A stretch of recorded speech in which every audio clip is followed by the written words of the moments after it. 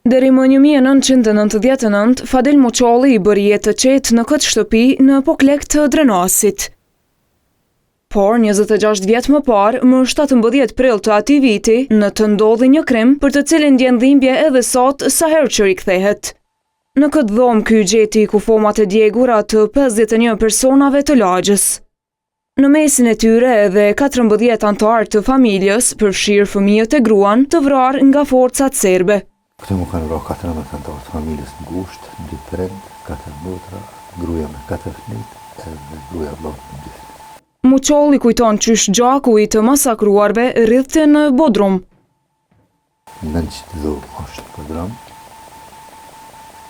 u kom terë, se veç natën në hi, kom shkel diçka si nuj me kom. Jem himrana, jem kom me në hatë Suleimanin, jem himrana e kom byllë derën edhe kom prej kata me dorë edhe kom rejtë shkretën edhe kom qysh qka është.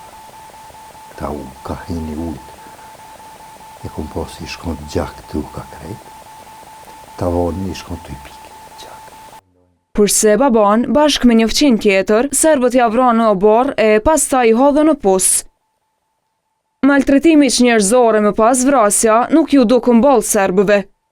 Kufomat i djegën tërsisht. Forcat serbe në këthy prapë, atë ditë mbrëmje edhe kanë djegë dhëmën me kufoma. Ka pas, si pas dëshmitarëve si jenë dalë fundit për këtu, ka pas fëmijë gjallë, fëmijë palëndu.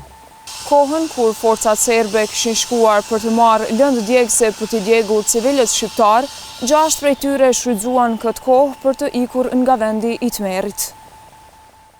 Në mesin e tyre, me vrap kishte arritur të ikte Elhame Muçolli.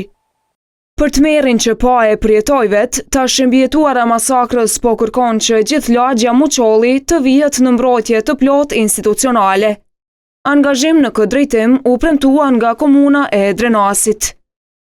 Deri të ndodh kjo, tash në shtëpinë muze ku gjenden rroba e materiale tjera të viktimave, po kërkohet që vazhdimisht të ketë Ciceron. Të rinë këto, të hapin derën, të presin i vizitor. Forcat serbe kishin djegur 3 herë radhazi kufomat brenda shtëpisë për të zhdukur krimin që kishin kryer më 17 prill të 1999-s.